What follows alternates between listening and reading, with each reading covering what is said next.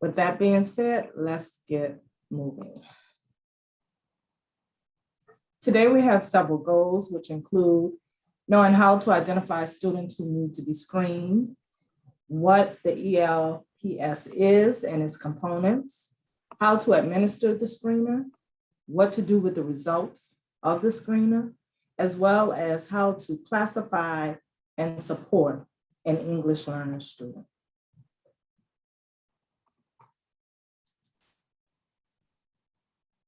Why do we screen? LEAs need a system to identify which students are ELs and what language, hold on. Oh, wait, hold on. Okay. What language supports they need to be successful in their content classrooms. Screeners provide us with the first measure of a student's language ability in listening, speaking, reading, and writing. Under ESSA, the Every Student Succeeds Act, states are required to have standardized entrance and exit criteria for ELs. In Louisiana, one component of the entrance criteria is a standardized screener called the English Language Proficiency Screener, or ELPS.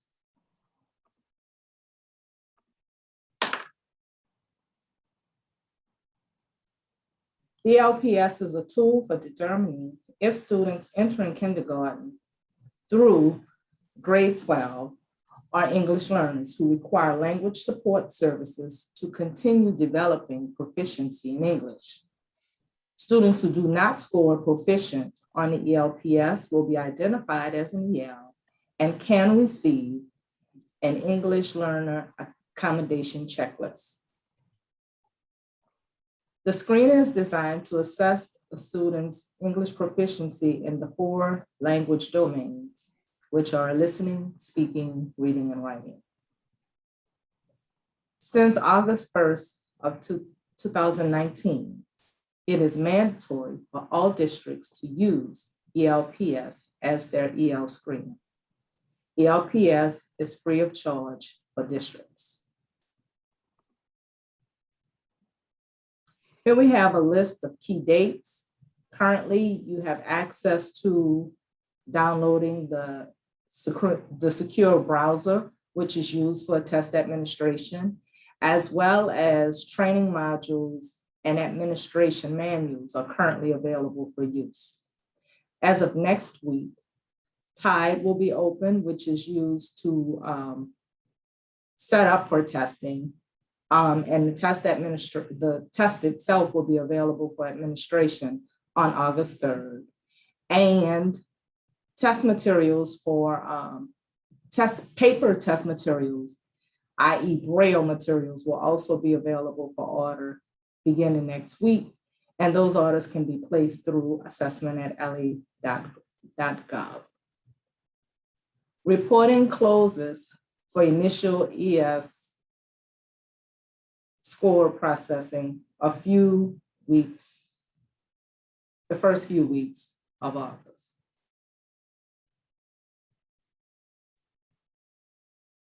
Who needs to be screened?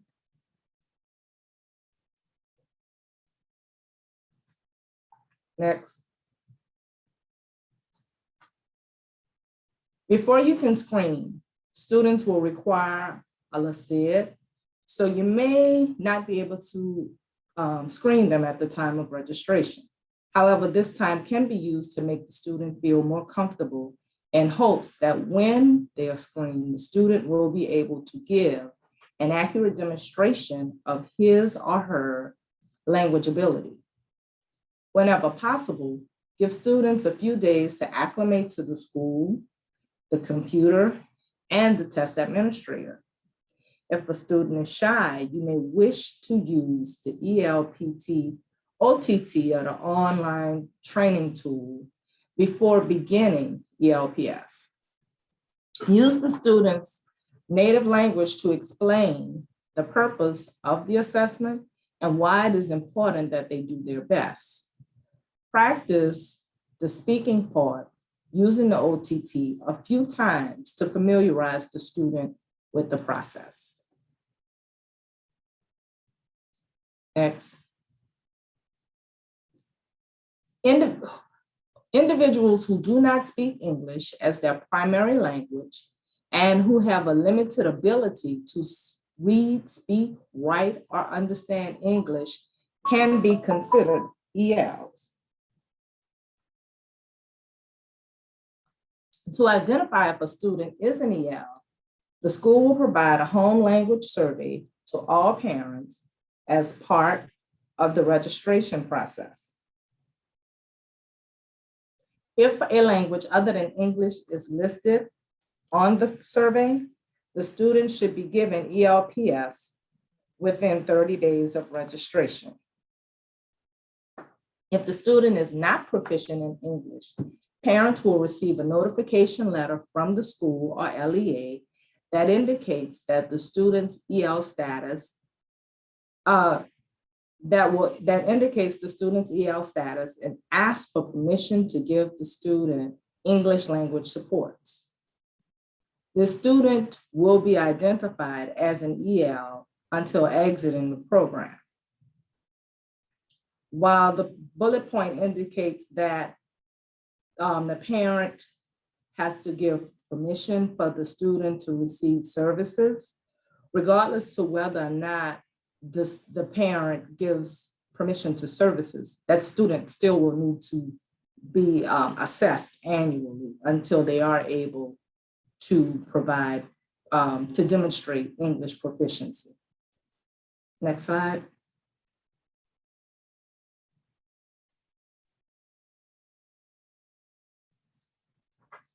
This resource is available online and as well as through this link, and it identifies, it's an identification flow chart that helps you to determine if a student is to be screened and provides the steps to take after a student is screened. Other valuable resources include the EL frequently asked questions. I'm going to pause you right there, Bridget, just to respond to a couple questions in the chat that people have asked.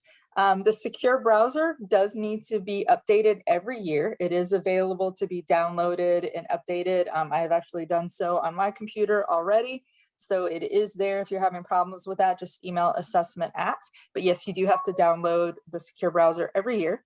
The reason that the scores are not available right away for ELPS for the first couple weeks is because we actually take a bunch of those results and we verify them. So our analysts actually take them and make sure that everything is being graded accordingly. And that usually only lasts for about a week or two. And what happens is it just puts a little bit of a delay before you get your reports back. So if you are screening a student who has not made it past step 2 and you're just kind of waiting for those results, they usually come back like that same day. It may take 2 or 3 days, those first couple of weeks, because like I said, we're going through the system, we're verifying them because we want to make sure that you are getting the absolute most accurate report possible. So that's why those first couple of weeks, there's a little bit of a delay, even in the kids who do not progress past step 2. Okay, so just wanted to respond to those questions before we can. Okay.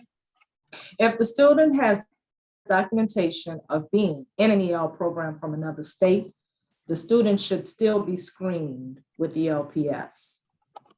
If the student is transferring from another district or LEA within Louisiana and has already taken ELPS or ELPT, the DTC can access the scores once the student is transferred in Tide. For that transfer, the DTC needs to send an email to assessment@la.gov to request that the student is transferred to the new school.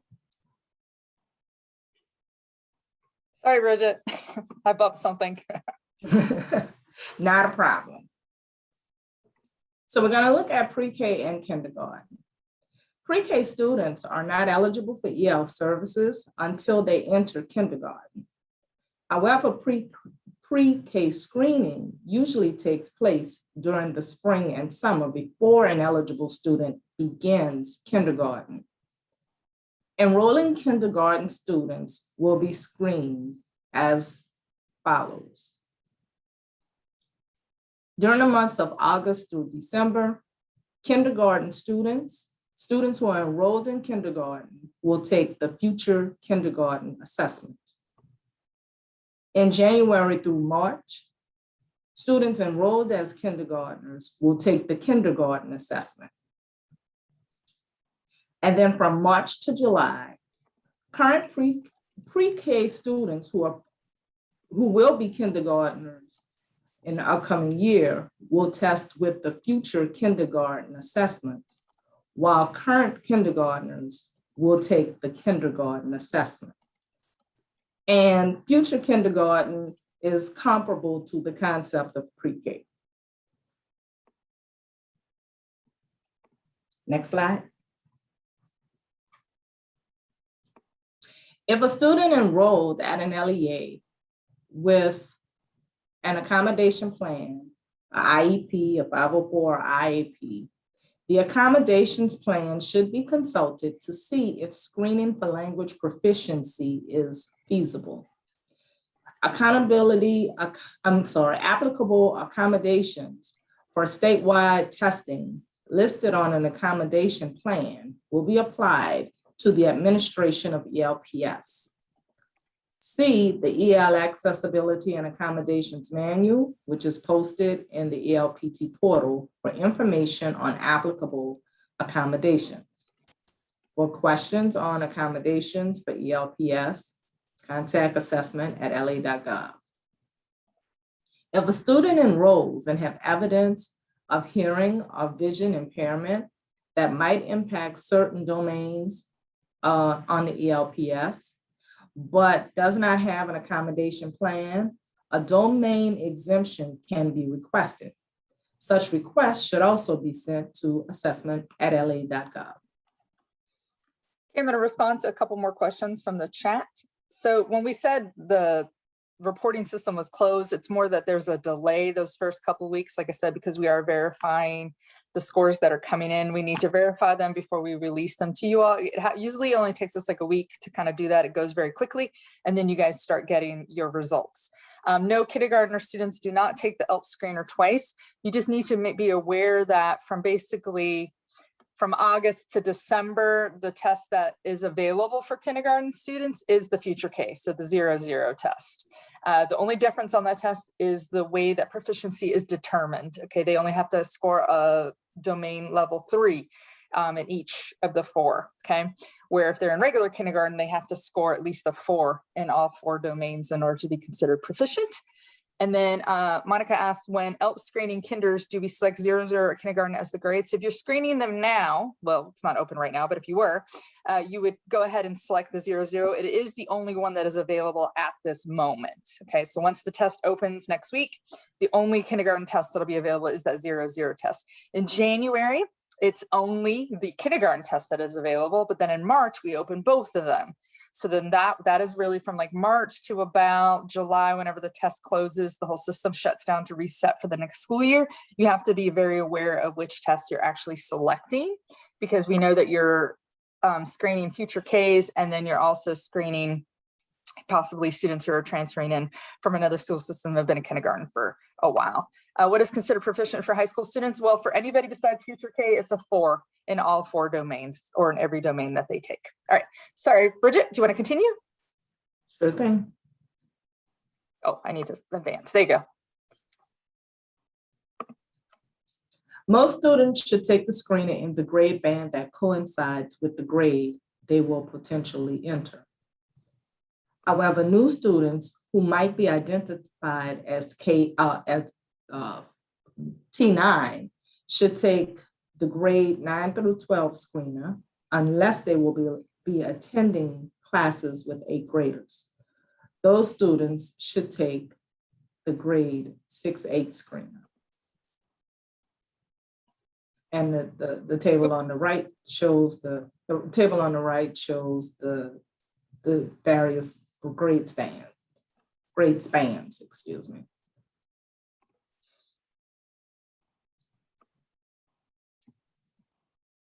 Multiple stopping points Oh, the ELPS features multiple stopping points so that students only take the entire screener if there is a possibility of being proficient. After the first few weeks of screening, the majority of score reports should be available the same day as testing is completed, and Alice alluded to that earlier.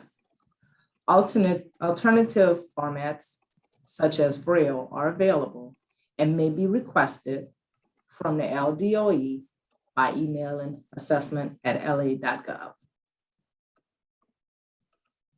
Next. Backup one, I think.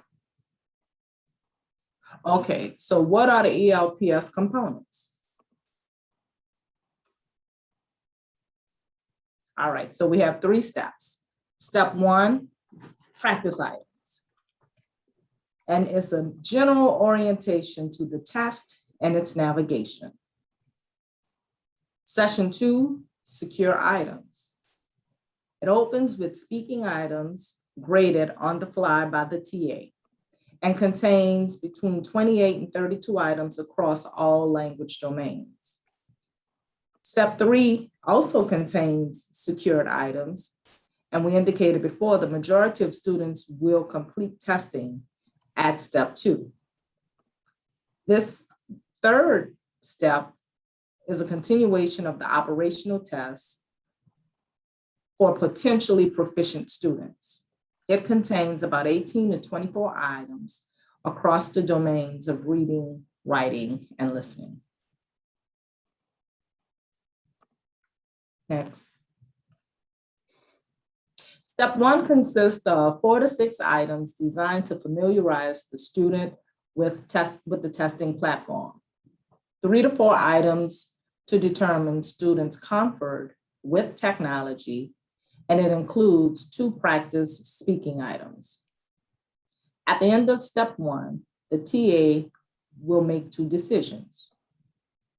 Does the student have enough English skills to continue onto the operational test? And is the student comfortable enough with the technology to test without TA's assistance? Next. At the end of step 1, the TA will see the item, this on the screen, and you have a screenshot of that screen. If the student is unable to engage at all with the test, choose D for choice for question 1, and then C for question 2. This will end the test. If the TA chooses any other options, the test will continue. And so the questions asked, the first question asks, which of the following best describes the student's participation? The 4 options are the student engaged with at least 1 practice item, the student engaged with at least 1 question, but in a language other than English, the student engaged with at least 1 question, but only nonverbal. Any of those 3 forms of participation are acceptable.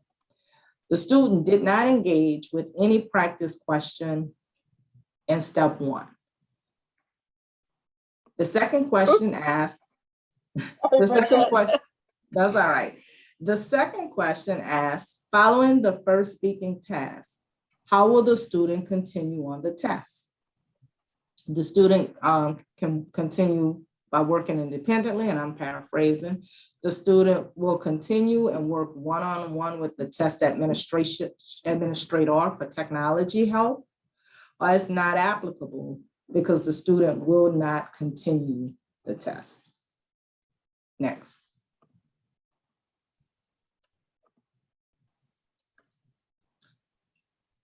Step 1, non-participant.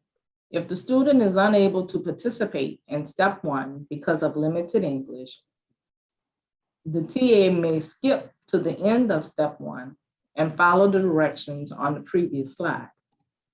This will generate a score report of proficiency not demonstrated, and the student is now eligible for English learner services. If the TA feels that the student would benefit from additional practice with the testing platform before or during step 1 of ELPS, the student may access the ELPT OTT. Next. Step 2 consists of 28 to 32 items across all 4 language domains, beginning with 4 speaking items that are scored on the fly. Step 2 is the main operational test for the majority of the students. It's scored as the student's test, either by the TA or the computer. The student's performance on step 2 determines if the student progresses to step 3.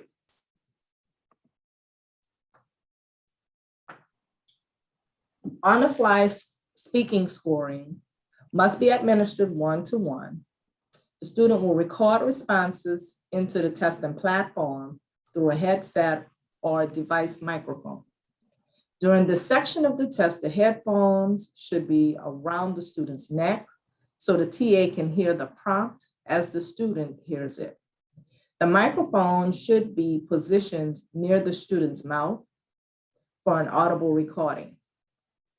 The TA will use the ELPS Step 2 speaking scoring document to score responses when computer prompts the TA to do so. It is best to listen as the student is responding. Speaking sample items include, what are the boy and girl doing at the table?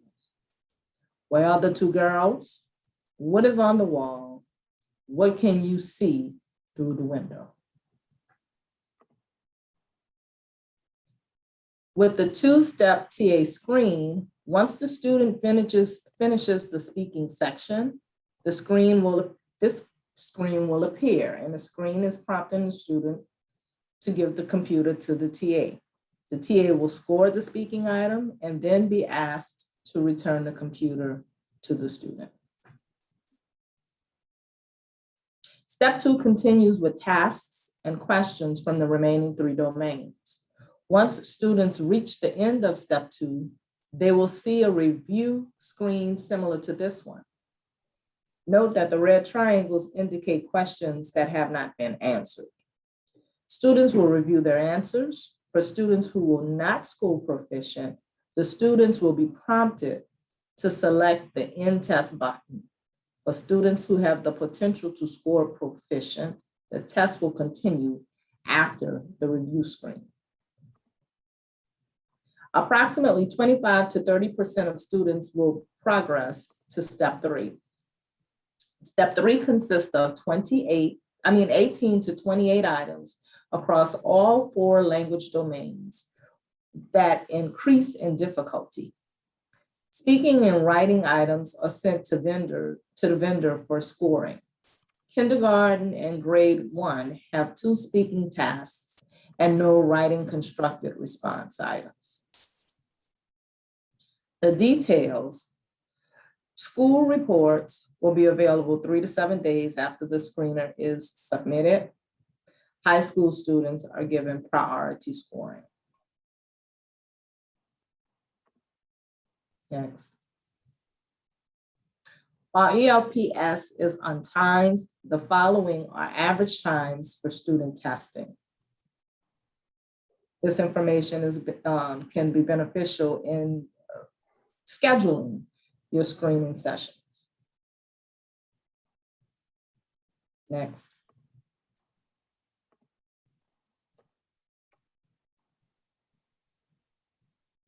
How do I administer the ELPS? All ELPS systems can be accessed in the ELPT portal under ELPS. We have the Test Information Distribution Engine, known as TIDE, and that component scores student demographic information and test settings, and it is also used to manage user accounts for all systems. The Test Delivery System, or TDS, is used by the TA to administer the test and monitor students. using the test administrator interface. It is also used by students to take the ELPS by way of the secure browser. And to the right of the screen, you have what that link looks like on the updated screen. They've done some updating, and so the icons are a little bit different from what you may be familiar with. The third component that we want to look at is the reporting system. And this is used to view and download student assessment reports.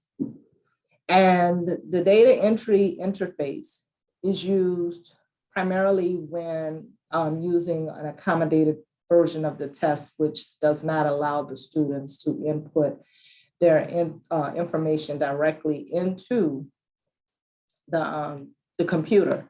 It's used by the TA to enter responses for students using accommodated forms of ELPS. Next. Documents that are available to prepare for test administration are available in the ELPT portal. They include the TIDE user guide, which provides directions for registering students for assessments, establishing test settings and accommodations, associating students with districts, schools, and rosters, and creating and approving testing appeals. The TA user guide provides directions to help users navigate the test delivery system, including the student interface and the test administrator interface, as well as to help support test administrators manage and administer ELPS. The ELPS Test Administrators Manual provides specific instructions for administering the ELPS. Detailed information is included on test security, logistical requirements, and the test administrator's directions to students. So the TAM actually has the script for administering the test. The TIDE user guide is primarily for test coordinators, whereas the second two manuals are more specific to the individual who's actually administering the assessment. Next.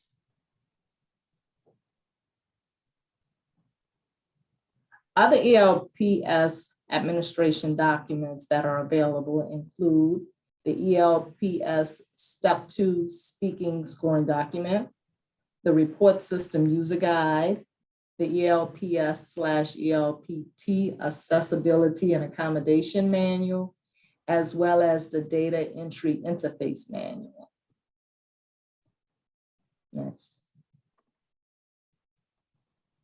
Technological documents that are available include the Secure Browser Installation Manual, the System Requirements for Online Testing, and the Technical Specification Manual for Online Testing. So these pieces ensure that we are able to smoothly begin testing when the window opens.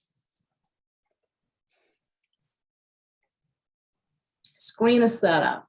The ELPS is a computer-based assessment that will be taken in the AIR portal. The same testing system used, actually it's the Cambian portal, huh? It is. Oops. Used for the English Learner Proficiency test. Prior to testing, the secure browser must be installed on computers. Reference the secure browser installation guidance for detailed directions. Test administrators, students, and accommodations are managed in the TIDE portal. TIDE user guide has detailed directions for test setup requirements. Both the district and school test coordinator have permission to add students into TIDE. Students must have a LACID in order to be entered into TIDE and to take ELPS. Students taking the ELPS will need headsets with microphones for interacting with the online platform. The headsets are the same ones required for taking the ELPT. Specifications for headsets are located on pages 5 and 6 of the assessment technology specifications in the assessment library. Enable pop-up windows and microphone settings on all ELPS computers prior to screening.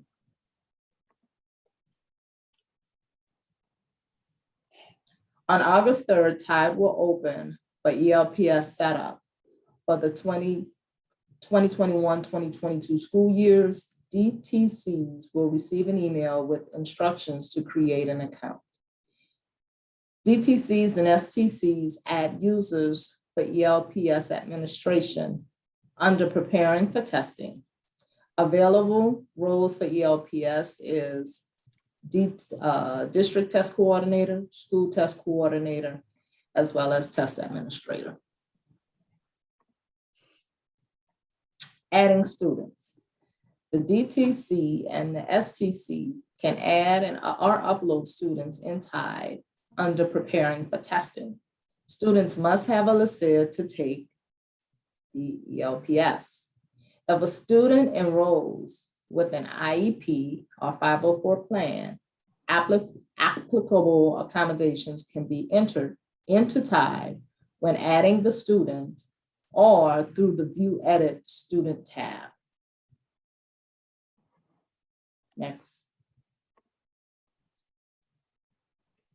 A test ticket is a hard copy from the hard copy form that includes the student LACID for logging into the test. Students will use their first name, LACID, and the session ID to log in to TDS. The DTC and STC can print tickets through the during the administering test section of TIDE. See the TIDE user guide for detailed instructions on printing the testing tickets. Don't necessarily need a testing ticket, right? They can just share the number, the test. What is it? The test ID or something like that. Like this one isn't like that is an option, yeah. Yeah, the DRC test where you do need the tickets. These you don't necessarily, especially for ELPS, you might not need the testing ticket because you're probably not administering this test to a big group of students at a time. It kind of just varies, but if you feel more comfortable having like those paper tickets, at least you know that it is an option. Test administrators will administer the test through the test administrator's interface, accessed through the EL portal under ELPS. TAs will log in to the TA interface with their TIDE username and password. Test sessions must be created less than 20 minutes prior to starting the test in order to prevent the system from timing out. In the TA interface, the TA will select the grade band of the student taking ELPS. Next. Accessing ELPS. Once a grade band is selected, the ELPS session ID will be generated in the TA interface. Provide the session ID to the student for the student to access the screener. Students will access the ELPS through the Cambian portal using their first name, their LACID, and the teacher provided session ID. After 4 days, if the ELPS is not submitted for a student, the test will auto-submit and be scored. Students will be required to conduct an audio background check, playback check, and recording device check prior to the screener.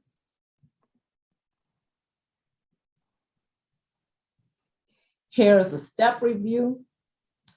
This chart shows us what occurs at each step, what is the role or the activity of the student, what is the activity of the test administrator, as well as the mode of administration. The first two portions are one-on-one, or the speaking portion, step 1, as well as the speaking portion of step 2 must be one-on-one. The remainder of step 2 and step 3, students may work independently if assistance is not needed.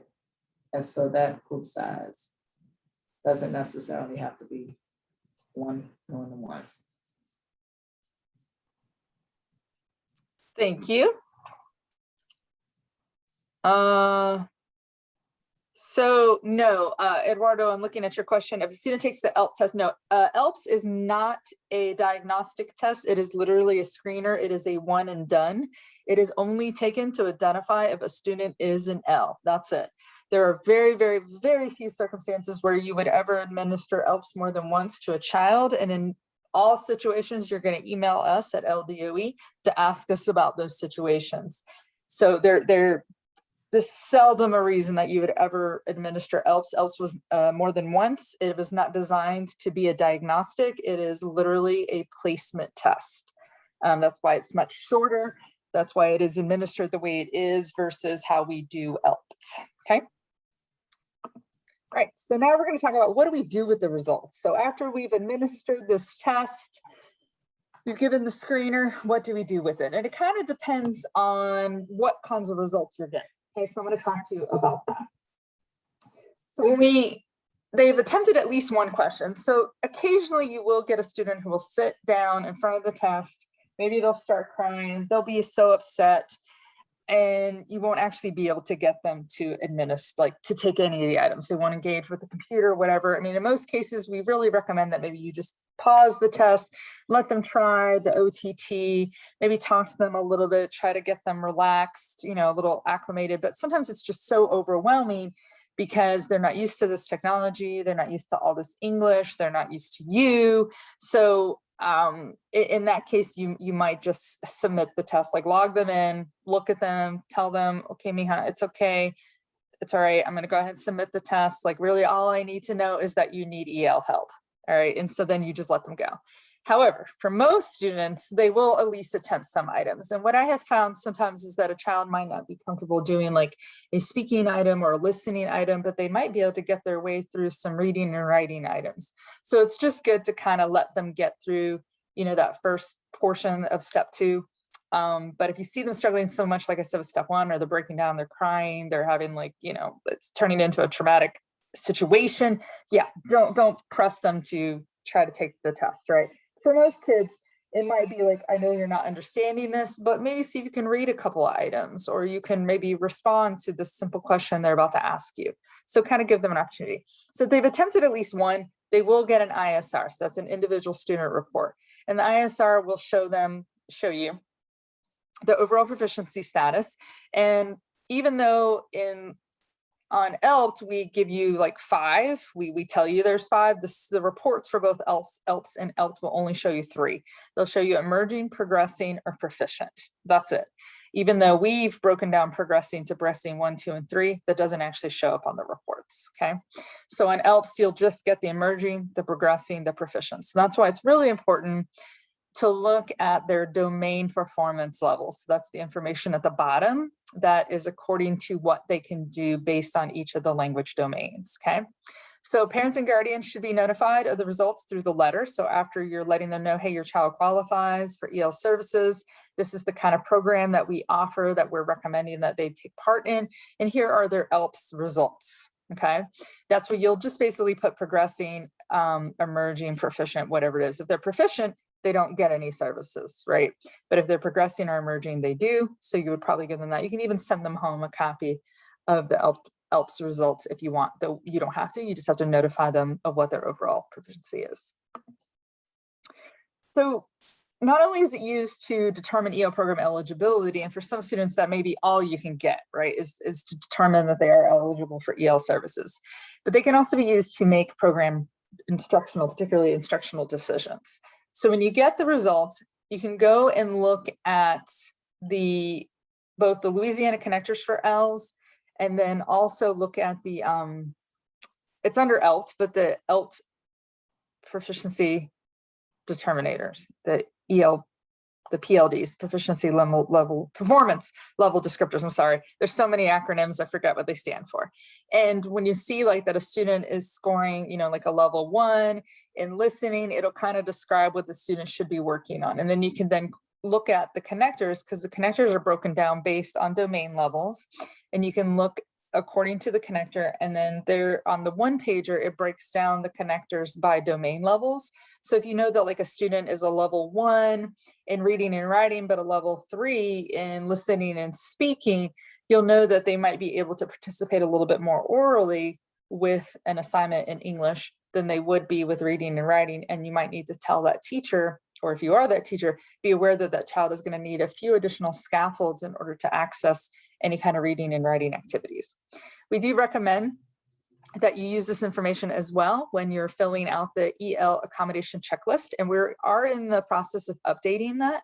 However, I will tell you that other than taking off the year and making just a few little wordsmithing things, we have made no changes to the modifications or accommodations themselves. So if you're feeling very, very eager and you have to get your accommodations checklist filled out and ready to go, you can go ahead and use the one that's in there because you do actually put the date that you fill it out on there. Because hopefully we'll have the English one hopefully posted this week, but then we will need to send them out for translation, and that'll take a couple weeks, okay? And then we have the EL Classroom Differentiation Plan. It's the 2.0.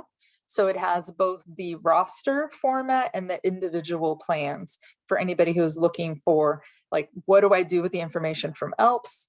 How do I use this information to help my content teachers make decisions on how to, you know, scaffold and support the students in the classrooms? Because what we don't want is we don't want our content teachers to assume just because the student is an L that they understand no English and can't do anything. That's not the case. In almost 85% of situations, the student actually understands a tiny bit or even more than a tiny bit and can start accessing the content with just some additional supports and scaffolds, okay?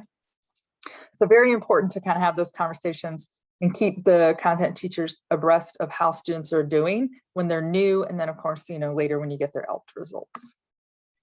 So these are proficiency levels. Like I mentioned earlier, we have emerging, progressing, and proficient, and then we do have proficiency not demonstrated. And those are for the students who are not able to do any items on the test. And like I said, that's okay. In Louisiana, we are a little more forgiving about that. Like, we truly believe if a child is not able to access the test because their English is that limited, their technology is that limited, it's okay. Just end it and move on. You have the information you need, which is this child is an EL.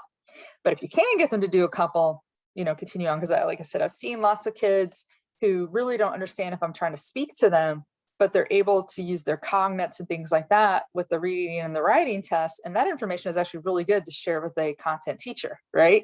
To say, yeah, he's not going to understand a word you say, but you give him a little bit of extra time, you give him that text, they'll start to break down that text and use some of the strategies he already has built in to kind of get through that. So how do I classify a student as an EL? Well, if they don't score proficient on the ELPS, right, they should be classified as an L. Make sure that you update the EL classification in your school information system. Most of you on this call don't actually manage that system. You're doing it through your school-based system, your district system, which is typically a Power School, J Campus, something like that. And then that system feeds to SIS, but SIS is what actually comes to the Department of Ed. That's what comes to us. So that's why it's very important that you guys keep your records up to date. As soon as that student is identified as an L, get them in your system as an L, particularly if they're getting screened and so forth before that October 1 count, okay? That's most important. And then if you do have students who have been Ls, they score proficient, you know, get them out, right? Get that status changed, so then that way they kind of come off your roster and we look at them in a different way. Within 30 days of the student registering, and we do say 30 school days, the school must assess and inform the student's parent guardian of the student's EL eligibility.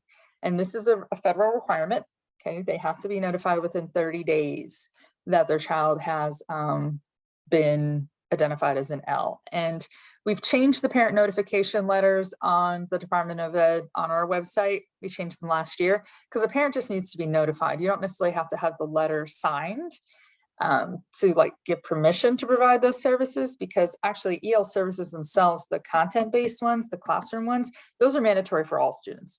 If a parent chooses to opt out, what they're opting out of is any kind of supplemental or additional or specific EL classes, any kind of pullout, enrolling them in an ESL class, enrolling them in a newcomer class, anything like that. That's actually what the parent is opting out of. But all ELs, even if a parent has opted out, should be supported in some way in their classroom. Now, it may just be the most basic, which is like extended time, but all ELs, even if the parent has opted out, must be, and this letter is actually an old letter. I should have updated that. So the new letter does not have this bottom part on here because, like I said, we're just required to notify. And then in our new letters, it says if you would like to opt out of the services, please contact the school. Supporting the student, they should receive that. Oops, sorry. I have like a new computer and it's super sensitive, the little mouse pad thing. They should receive supplementary support to continue to develop their EL proficiency, okay? Our connectors can be used to provide guidance to content teachers, all right? And that's just kind of letting them know. And if you're familiar with the connectors, you'll see that they're pretty general and they're applicable to just about every subject area. They're all about the skills that you need in order to demonstrate your mastery of that content. We also, of course, like I just mentioned earlier, we have the EL accommodations checklist, and that's what you need to fill out to kind of prepare for both classroom modifications, amplifications, however you want to call it, and for those statewide assessments. Okay, any kind of, we only really allow for 4 accommodations on our statewide assessments, but it's good to start using those as soon as possible so the student gets used to it, especially if you're giving them one of those word-to-word dictionaries. Make sure they're using the same type of dictionary every time, so they're not like getting used to one and then being handed a completely different dictionary when they go to take their test. Students who are classified as ELs will be required to take the English language proficiency test, so the ELPS, every year. ELPS is administered through the same, that's supposed to be Cambium platform, not AIR, as the ELPS. Okay, so they're in the same place. The testing window for this coming school year is February 14th to March 18th. It's been cut short just by about a week. The results for the assessment will be included in school accountability. So ELPS does not go into school accountability. We don't really track the results of that. All we really track is how many students you're screening and how many of those students are then being identified as ELs. That's really what we look for, and that's more for, counts, okay? ELPS is the big one. ELPS is, that's why it's a much longer test. It takes several days. It's typically hours long, and we get a much more detailed like a student report from it. So with the ELPS, we actually see their score, okay? And it's because that way we can know, are they a high level one or a low level one, right? Or on ELPS, we really only need to know, are they a level 1, right? It's a shorter test, so we can't really get that more specific information. And plus we're using it just for placement purposes. More information on the process of classifying a student as an EL, you can refer to the FAQ and of course identification flowchart that Bridget showed you earlier. And then you can look at the ELPS assessment guide. It's usually updated around October, November, since we don't administer ELPS until February. So we have a little bit of time before we can before we have to update that one. So these are our resources. They're linked here. You got the ELPS guidance, the EL portal, which has changed. If you have not looked at it, go ahead and take a peek. They've revamped it. It's a little more visually appealing. It isn't as intuitive for me as the old portals, so I'm still kind of navigating and stumbling around the portal, but go ahead and start playing with that. The portal itself is open. You just can't get into Tide or anything like that until next week. We have the EL handbook, which provides guidance about high quality instruction for ELs, setting up your programs, and even starts mentioning the LAO plans, which will be available starting in August. The guidance is already available, but the LAO plan itself, the form, will open up on August 19th. And then our EL accommodations checklist, that one links to the one that is still there that we're in the process of updating, and it is available in Arabic, Spanish, and Vietnamese. However, do know that since it is actually a school-based form, we're only required to, we're not even required actually, you just let parents know that they're receiving the accommodations, giving it to them. The parent signature on those is completely optional. And just a couple of other additional things to tell you before we, and I'll check the chat in just a second, is, oh, looks like I got a bunch of questions in there, is there is no longer any EL, a provisional EL identification, because we're anticipating that all students will be in person or that you will be able to screen them in person. So that guidance has gone away. That has been removed, so that is no longer an option.